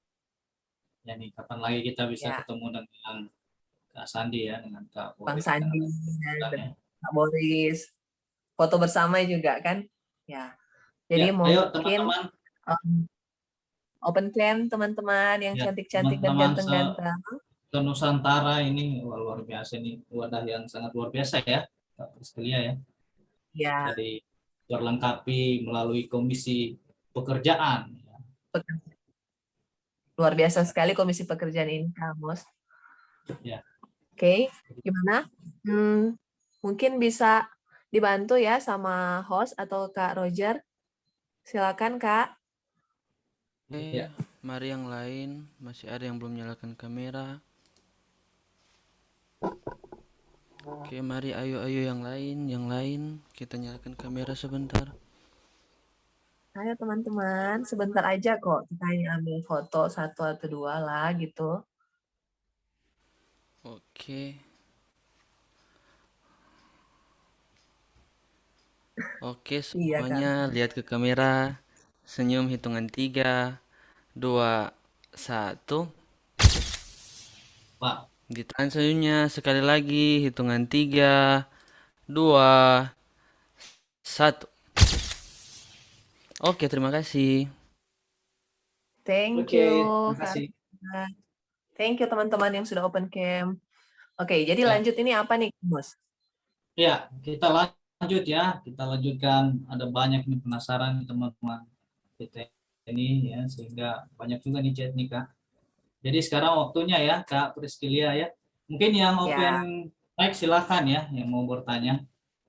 Ya, jadi teman-teman silakan bisa bertanya langsung.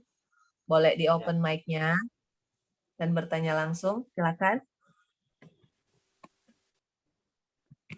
Halo.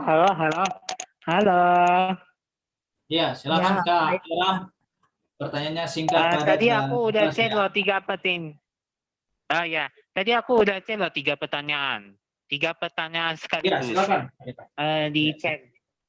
Oke. Mungkin bisa satu dulu Kak Yoram, biar yang teman-teman yang lain kebagian kan. Oh, satu. Satu aja dulu. Oke. Thank you, Sir. Satu aja ya. Ini Ya. dapat dari ini ya, Labu malam permintaan doa kemarin di Jemaat Bulu Lawan. Kebetulan kan Ibu Umiasi hilang, makanya saya join Jemaat Bulu Lawan. Ini ambil dari ini ya. Kalian versus kan? Nah, kita debat-debat aja ya. Bagaimana kita memiliki kisah dan penuh perjuangan di dalam pekerjaan kita? Sekali lagi, bagaimana kita memiliki kisah dan penuh perjuangan di dalam pekerjaan kita? Tuhan memberkati. Oke. Bagaimana kita memiliki Kisah dalam penuh perjuangan. Bagaimana kita memiliki kisah dalam penuh perjuangan di dalam pekerjaan kita. Saya ambil dari Sisno Wanggol yang kemarin sama doa imun. Jawabannya lewat DKKKT. Terima kasih. bagaimana kita memiliki perjuangan dalam perjuangan kita ya Kak Amos ya. Kak Yoram ya, maaf. Saya lihat ya sudah di chat ya Kak Yoram ya kalau nggak salah ya saya bacakan pertanyaannya. Bagaimana caranya kita agar tidak memiliki badai? Badai pasti berlalu di dalam pekerjaan kita. Ya, jadi ini maksudnya ada 3 sebenarnya. Iya kamu Kak Yoram. Ya, jadi menurut Kak Yoram bagaimana kita berjuang di saat badai dalam pekerjaan kita mungkin ya Kak Amos ya, Kak Yoram ya. Ya itu mungkin bahasa sederhananya. Mungkin aja sih, mungkin aja ada 2. Thank you. Ya. Oke, thank you Kak Yoram. Ini kita mau tampung dulu Kak Amos apa mau langsung dijawab? Mungkin langsung dijawab aja ya Kak. Dijawab ya. Oke, mungkin Bang Sandi mungkin bisa menjawab pertanyaan dari Kak Yoram. Mungkin Baik. ini lebih Kakak Yoram, kalau bicara kepastian supaya tidak ada badai, maka kalau saya melihatnya berarti ada satu hubungan yang harus kita secara intensif lakukan, yaitu hubungan dengan Tuhan. Karena Tuhan yang memberikan pekerjaan, Tuhan yang melindungi pekerjaan kita, Tuhan yang mengangkat kita di dalam pekerjaan. Nah, itu ada di dalam Filipi 4 ayat 19. Dikatakan di situ, "My God will meet all your needs according to the riches of the glory in Christ Jesus." Jadi Tuhan akan mensuplai, menyiapkan segala kebutuhan kita sesuai dengan kekayaan dan kemuliaan Tuhan. Bayangkan itu. Artinya apa? badai, hanya Tuhan Yesus yang bisa menghalau badai. Kita lihat bagaimana Yesus di dalam perahu dengan murid-muridnya. Ya, Yesus tidur dengan tenang, muridnya yang gelisah. Sampai ketika mereka bangunkan Yesus, lalu Yesus katakan, "Oh, you are little faith." Engkau yang kurang percaya. Artinya apa? Sudah tahu ada saya, sudah pernah melihat mujizat-mujizat yang sudah saya lakukan, kok masih apa? Takut dengan badai itu. Nah, jadi sehingga kita harus banyak berdoa, bangun pagi-pagi sekali, ya, saat masih gelap seperti Yesus lakukan. Orang lagi misalnya lagi mendengkur, ya, kita cari perhatian sama Tuhan. Bangun pagi-pagi, ya, cari perhatian. Tuhan, tolong pekerjaan saya. Apalagi suasana pandemi begini, Tuhan jaga, lindungi pekerjaan saya, bahkan limpahkan berkat, dan jangan lupa selalu minta Tuhan agar kita menjadi saluran berkat di dalam pekerjaan kita. Itu mungkin. Oke, thank you, Kak Sandi. Ini tadi ada yang udah raise hand, Kak Amos. Ya, ada Kak Puri ya. Kak Puri mungkin boleh open mic, Kak. Ya. Tadi sempat raise hand ya. Silakan atau ya.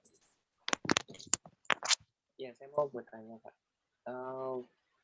Di dalam perundang-undangan ketenaga kerjaan kan dikatakan bahwa untuk hak dan kewajiban tenaga kerja akan dipenuhi oleh perusahaan. Tapi saya menjadi pertanyaan saya adalah kalau pekerja itu sudah berhenti di dalam perusahaan itu, apakah ada hak yang dipenuhi oleh perusahaan untuk pekerja itu atau bagaimana? Mungkin boleh Bang Boris ya yang bantu jawab ya. Gimana tadi pertanyaannya? Sorry, saya enggak dengar. Halo? Nah, saya mau bertanya, Kak. Untuk tenaga kerja yang sudah bekerja itu maksudnya yang tetap ya, Kak ya. Kalau misalnya dia memundurkan diri dari perusahaan itu, apakah ada hak yang didapatkan oleh si pekerja itu atau bagaimana, Kak? Terima kasih.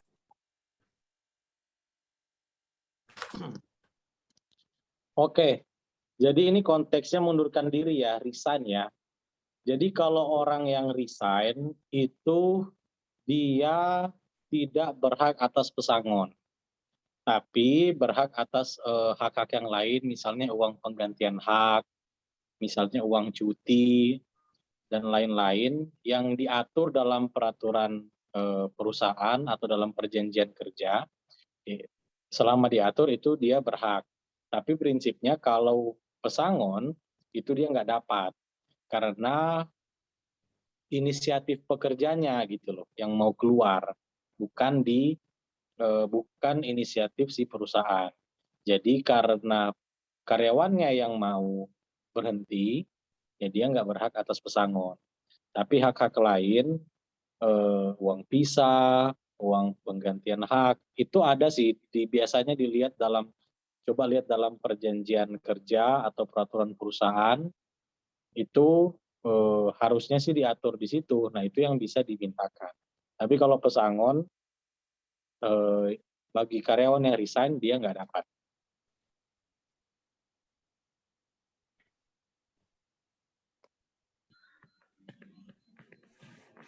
Gitu ya Kak, mungkin sudah terjawab. Mungkin ada lagi teman-teman lain yang ingin bertanya. Bisa raise hand atau langsung open mic dan bertanya langsung.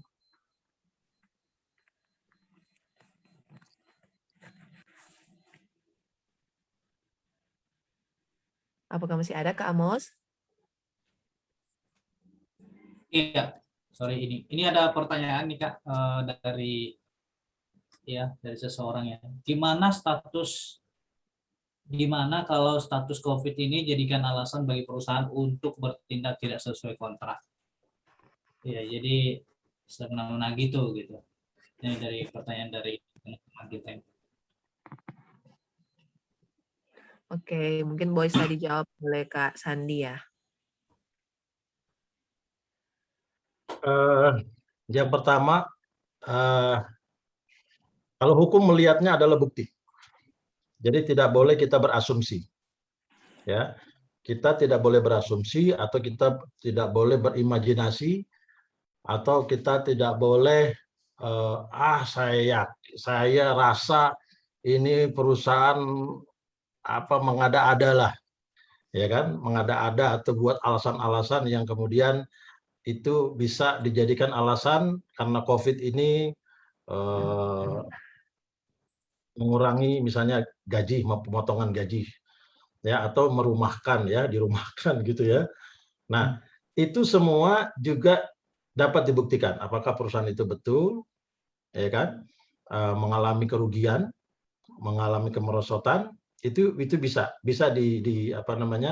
apalagi ada serikat buruh di situ ya, atau serikat pekerja, itu bisa ya untuk dilihat sebenarnya neraca atau cash flow daripada perusahaan itu sudah seperti apa, sehingga itu bisa membuat suatu kebijakan baru yang dikeluarkan oleh perusahaan, diterbitkan oleh perusahaan untuk melakukan beberapa langkah-langkah yang sebenarnya tujuannya itu baik.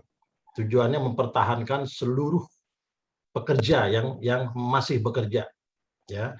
Jadi ada semangat juga yang teman-teman perlu melihat kalau memang itu berawal basisnya adalah itikat baik dari perusahaan untuk mempertahankan teman-teman di perusahaan itu, maka itu perlu kita apresiasi, perlu kita hargai, ya, apapun kebijakannya.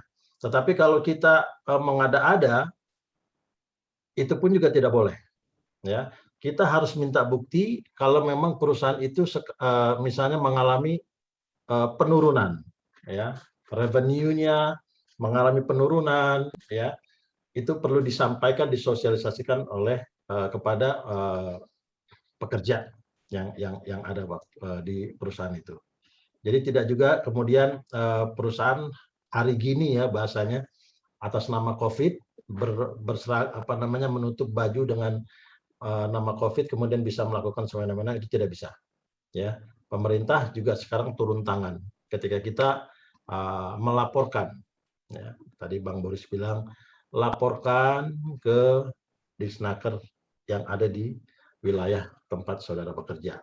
Itu nanti bisa dilakukan. Namanya Disnaker itu ada yang namanya satu divisi departemen itu yang tugasnya itu melakukan pengawasan. Jadi apapun yang dilakukan oleh perusahaan itu mereka boleh melakukan sidak bahkan, ya, datang apa yang terjadi, dilihat semua dokumen-dokumennya apa benar, ya. Nah itu tidak mungkin bisa dilakukan secara sewenang-wenang atas nama COVID. Mungkin itu yang bisa saya sampaikan.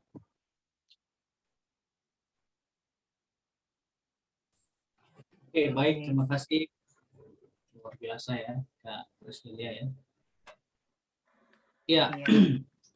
Masih ada Kak Priscilia yang chat sama Kak Priscilia atau Bapak Ibu ya, teman-teman yang hadir pada malam hari ini, mumpung Kak Sandi, Bang Boris ya. Mereka ini beliau-beliau ini jam terbang beliau ini susah gitu loh. Mumpung mereka ada gitu. Silakan tanya gitu. Apalagi berbicara tentang pekerjaan ya. Bicara tentang masa depan ini. Ya kan? Silakan teman-teman, kita masih buka kesempatan ya, open mic. Ya, Kak Amos, mungkin sebelum kita ke pertanyaan selanjutnya, mungkin untuk pertanyaan tadi bisa ditanggapi oleh Kak Boris mungkin.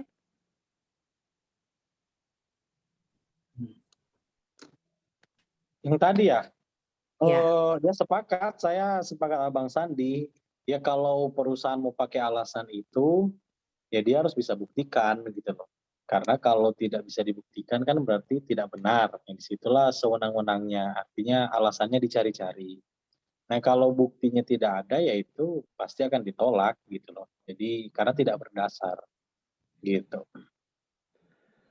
Oh iya, berarti emang butuh bukti ya. Hukum juga ini perlu bukti ya. Ya memang betul Kak, benar sekali, semua butuh bukti ya. Nah, kayak yang sering bilang itu hitam di atas putih gitu. atau minimal ada jejak foto. Itu kan bisa masuk bukti juga ya. Iya. Iya. Mungkin masih ada lagi Kak Amos atau teman-teman yang dari FB mungkin bisa chat di kolom chat dan juga teman-teman yang ada di Zoom bisa open mic langsung atau mungkin kalau malu bisa lah di chat aja nanti dibacain sama Kak Amos kok. Ada satu lagi yang aku lupa, pertanyaan yang ini, bagaimana cara memiliki nasihat kebangunan rohani di dalam pekerjaan kita selama memberkati? Oke. Luar biasa nih pertanyaannya ya. Kalau bagaimana supaya mempunyai kebangunan rohani dalam pekerjaan, atau mungkin ya menurut Kak Sandi atau Bang Boris ya, pekerjaan menurut Kak Sandi sama Kak Boris itu apa gitu ya. Mungkin begitu kali ya Gini, secara Kak seorang Amos. Kristen gitu ya. Ya, gini Kak Amos, mungkin lebih ke bagaimana kita tidak melakukan hal-hal yang tidak diinginkan secara rohani mungkin ya. Kayak mungkin kan bisa saja ada korupsi atau gimana, itu kan dilarang ya. Ya, Ya. mungkin bagaimana menjaga agar kita tidak terpengaruh dengan godaan-godaan dalam pekerjaan. Mungkin itu sih pertanyaannya. Bisa dari Kak Sandi mungkin. Iya, ketika kita diterima dalam suatu perusahaan, ya, maka yang menjadi landasan kita, pedoman kita dalam bekerja, tentu seringkali kalau kita baca di pintu-pintu ya, pintu-pintu perusahaan, ya, atau di tembok-tembok, itu salah satu yang sangat menonjol adalah integritas. Ya. Integritas itu amat sangat dijunjung tinggi di dalam kita melakukan pekerjaan, apapun pekerjaan itu. Nah, integritas itu kalau kita mau outline ya, mau uraikan ya, mau kita uraikan satu persatu turunannya itu amat sangat banyak. Jadi kejujuran, ya kan, keseriusan, ya, kemudian di dalam undang-undang juga dan peraturan pemerintah itu dikatakan ada ketika bahkan pengusaha menyuruh kita melakukan sesuatu yang melanggar hukum, yang melanggar ketentuan-ketentuan yang berlaku di Republik Indonesia ini, itu kita boleh untuk menolak. Contoh tadi Priscilla katakan, pengusaha itu minta kita untuk melakukan misalnya laporan keuangan tapi yang tidak benar, contoh ya, atau melakukan suatu urusan bisnis ada korupsinya misalnya, udah korupsi aja gitu kan, udah misalnya apa gitu kan, itu kita boleh menolak. Undang-undang itu, ya, hukum itu yang membuat. Jadi ketika kita nanti di PHK oleh karena kita mempertahankan integritas kita, negara membela, ya, negara membela kita dan itu ada.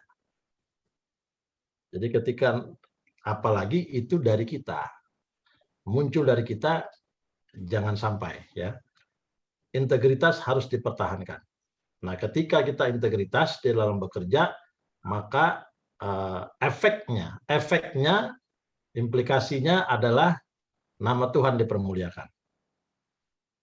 Amin. Itu kaitannya dengan rohani ya.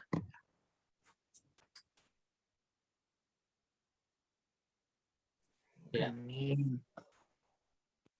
Dari Bang Boris mungkin? Ya kalau saya tuh selalu bilang, saya selalu diajarkan bahwa dalam setiap urusan, setiap pekerjaan, yaitu kita selalu harus pegang Tuhan. Artinya begini, apa yang ini sudah kita diajarkan,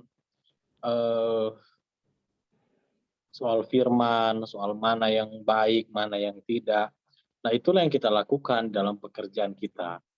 Jadi kalau misalnya ada perusahaan yang kemudian menginstruksikan nih karyawannya untuk aneh-aneh, yang kita tahu itu sebetulnya tidak benar, ya udah tolak aja, jangan dilakukan. Jadi jangan melacurkan integritas, kejujuran, atau nilai-nilai kerohanian yang sudah kita yakini sudah ada sama kita.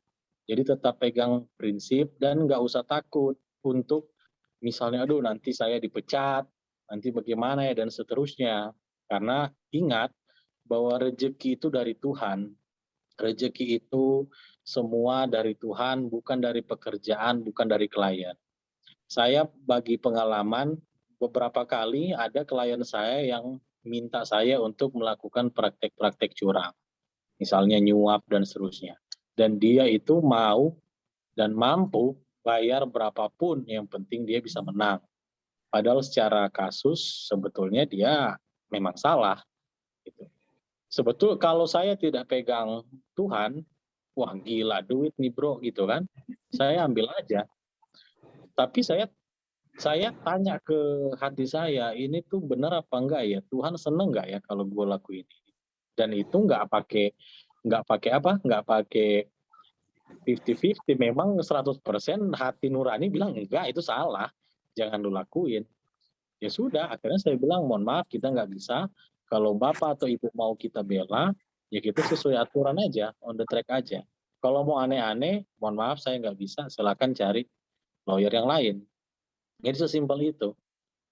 Dan memang untuk sampai ke situ ya betul-betul harus punya keyakinan, keimanan, andalkan Tuhan betul deh.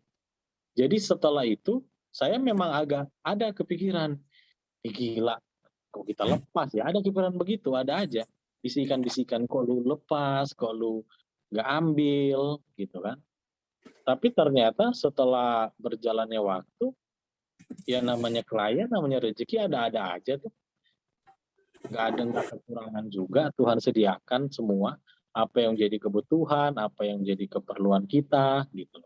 Jadi intinya selama kita tahu itu tidak benar, itu melanggar hukum, itu tidak boleh dilakukan, apalagi kita sudah tahu tujuannya salah, tolak aja, tidak usah kompromi dengan itu, gitu loh. Kalaupun harus dipecat gara-gara itu, nggak usah khawatir lah. Tuhan pasti akan kasih yang lebih baik. Karena yaitu tadi kata Bang Sandi, zaman sekarang yang dicari itu adalah orang-orang yang jujur, punya integritas, gitu kan.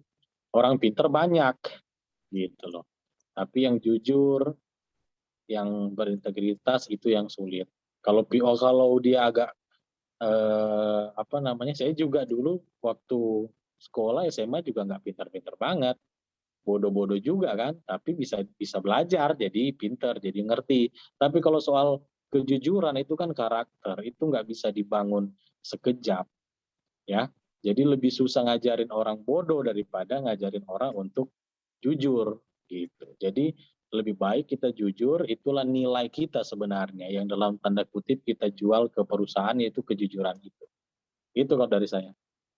Wow, luar biasa ya. Luar biasa sekali kamu. Integritas ya. Itu yang dituntut di dalam dunia pekerjaan ya, apalagi kita orang-orang muda, orang Kristen lagi ya. Wah, itu harus memegang teguh integrity. Iya. Tapi sayang sekali nih Kak Amos. Kayaknya waktu kita untuk talk show dan tanya jawab ini udah habis loh. Nggak kerasa ya, karena perbincangan yang hangat, tanya jawab yang hangat, pembahasannya juga mantap. Narasumbernya apalagi ya. Nggak kerasa loh. Ya, kita sangat bersyukur ya Kak Priscilia ya pada malam hari ini. Ya, namun waktu kita ya, sudah di penghujung begitu ya, tapi masih ada acara kita selanjutnya. Apa itu Kak Priscilia? Ini menarik ini. Saat ini menarik ini. Kita masuk di Hot Interview Challenge kepada kedua narasumber. Jadi ini caranya, kami MC akan membacakan satu persatu pertanyaan yang harus dijawab cepat. Ya, ini menyangkut integritas juga ya, Kak Priscilia ya. Terus aku, ya. Wah, jadi harus kita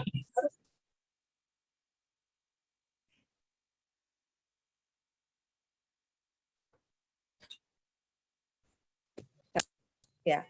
Jadi narasumber nanti Kak Sandi sama Kak Boris harus jawab cepat ya. Jadi kalau dikasih pertanyaan Kalau Kak Sandi gini, A atau B? Jawabannya harus cepat, A gitu.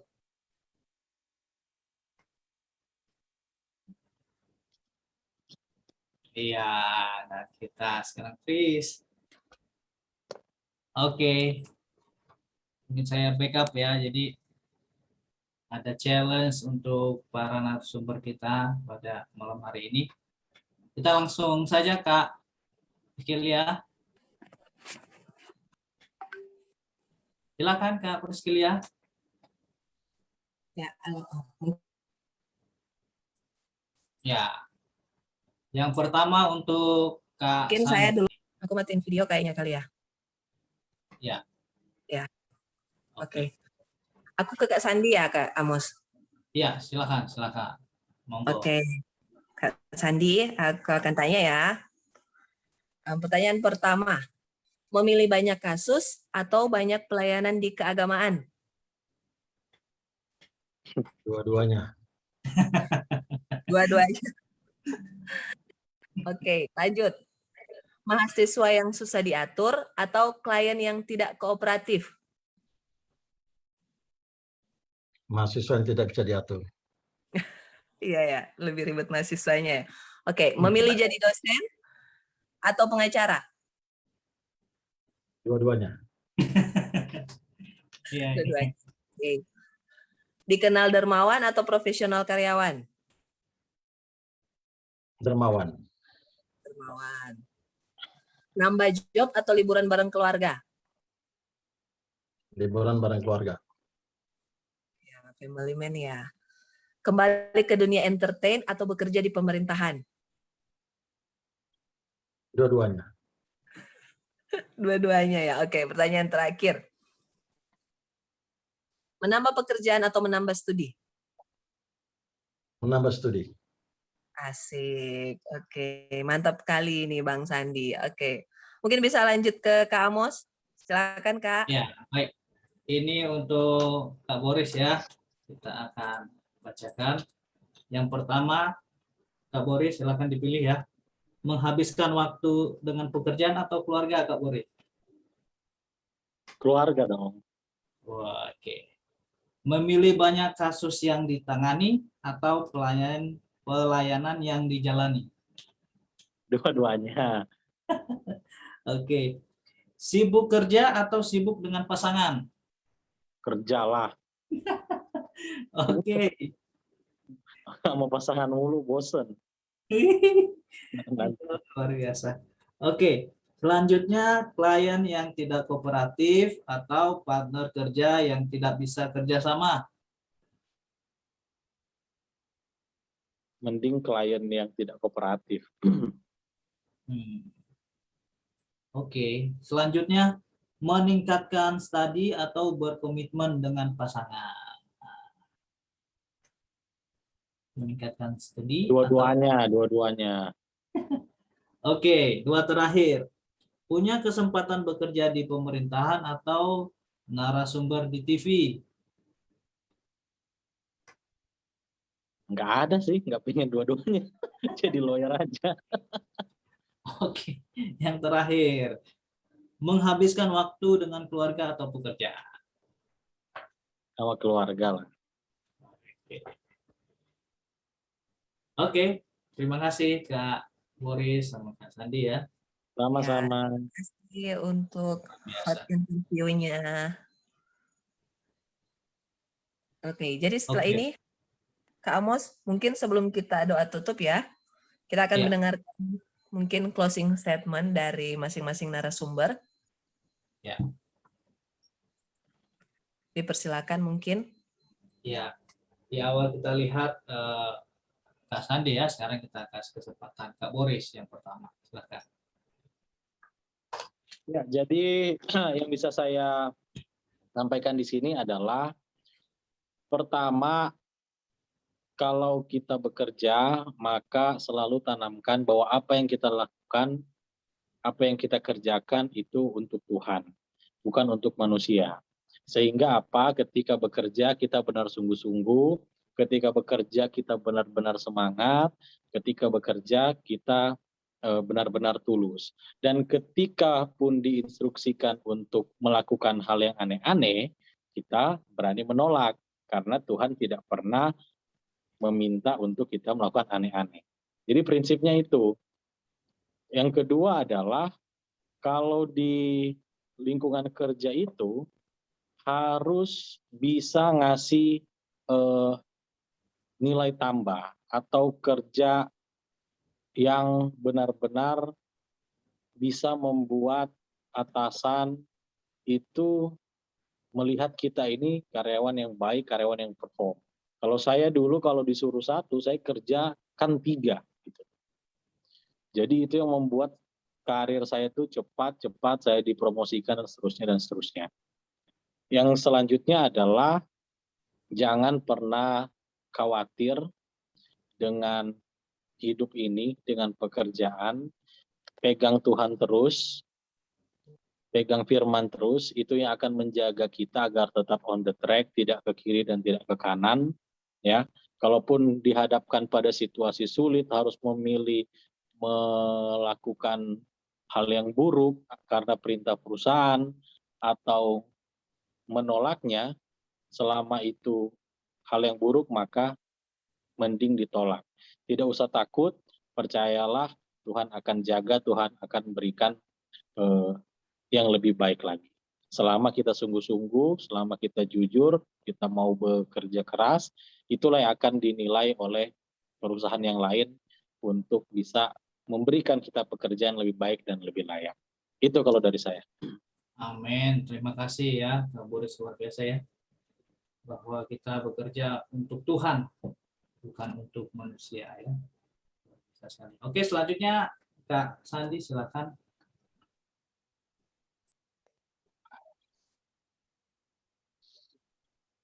Ya, tambahan aja ya. Kalau kita bekerja, jangan lupa istirahat. Karena dalam Keluaran 20 ayat 8 sampai 11 kita harus ingat selalu, ya, remember the Sabbath day to keep it holy. 6 days thou shalt thou labor and do all thy works, but on the 7th day is the Sabbath of the Lord thy God.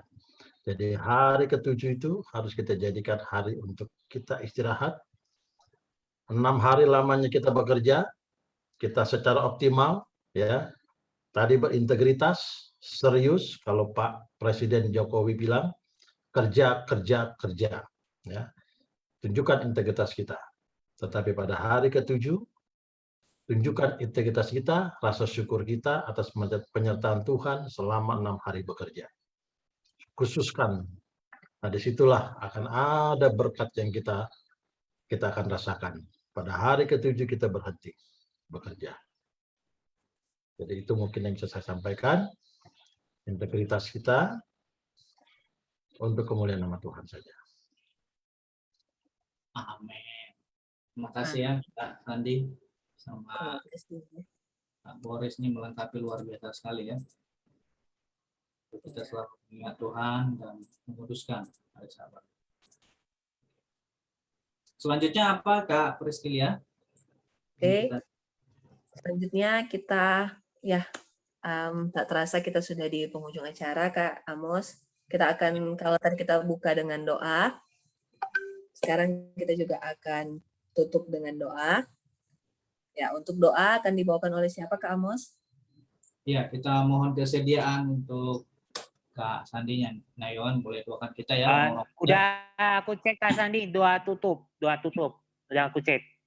Iya, Kak Yoram, ya. Ya, jadi mohon didoakan, kita tahu orang-orang muda ya yang lagi mencari pekerjaan ataupun yang sedang bekerja ya, tetap seperti tadi yang disampaikan oleh Kak Sandi dan Bang Boris ya.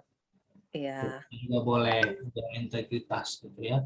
Lalu juga kita lihat ya di chat ini luar biasa Kak Yoram ya, sudah menyampaikan ya. Oke. Tapi bisa didoakan secara umum aja kok Kak Sandi.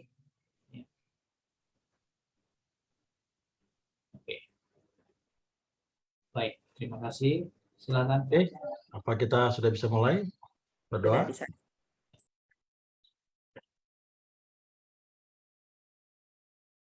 Kita berdoa ya. Tuhan Allah Bapa kami yang bertahta di dalam kerajaan surga, Engkaulah Allah Israel, Allah Abraham, Allah Ishak, Allah Yakub, Allah atas alam semesta, Allah pencipta kami, Allah atas hari Sabat yang kami sembah pagi, siang, dan malam. Engkaulah Allah yang memberikan kami waktu hari ini untuk kami bisa berbincang-bincang, berbagi informasi tentang bagaimana untuk melakukan pekerjaan dan bagaimana untuk menyatakan kemuliaan-Mu di dalam setiap usaha tangan kita dalam melakukan pekerjaan.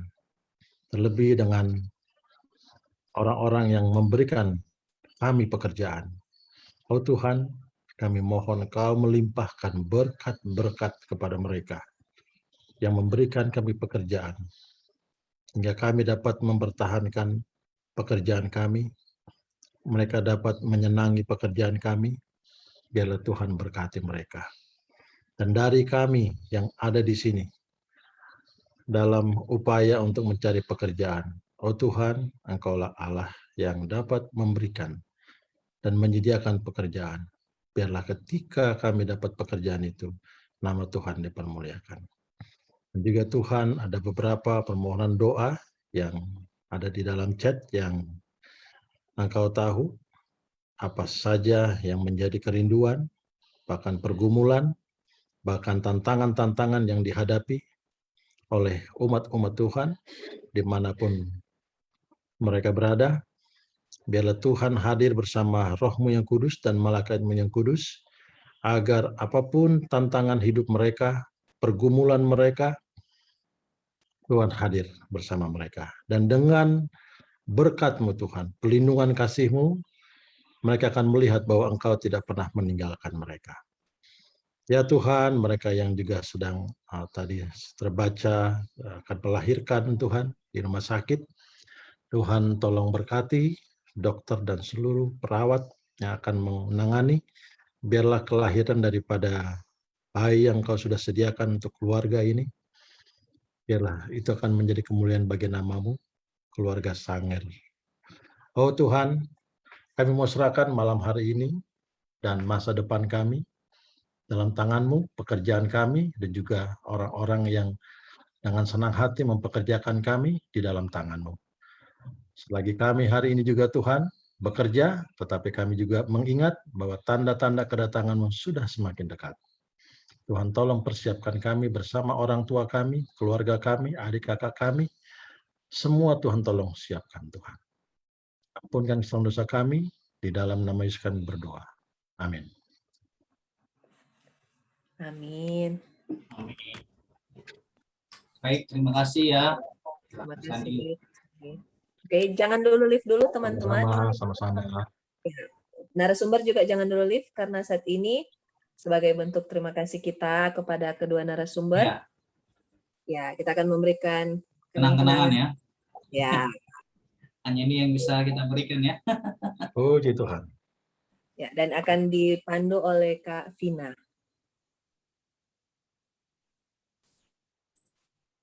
Silakan Kak Vina dan tim pekerjaan. Oke, apakah sudah bisa di-share sertifikatnya?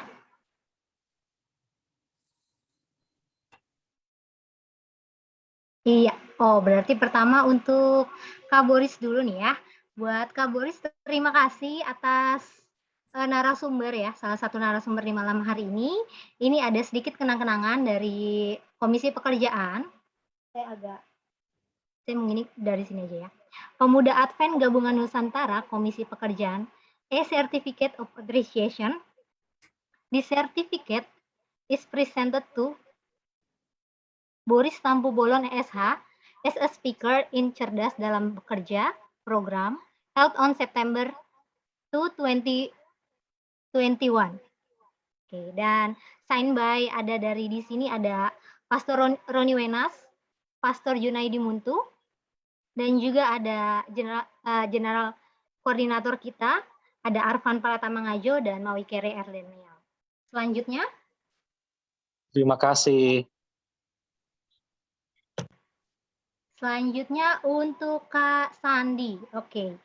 Pemuda Advent Gabungan Nusantara Komisi Pekerjaan, a certificate of appreciation. This certificate is presented to Dwight George Nayawan, SH, as a speaker in Cerdas dalam Bekerja program held on September 2, 2021.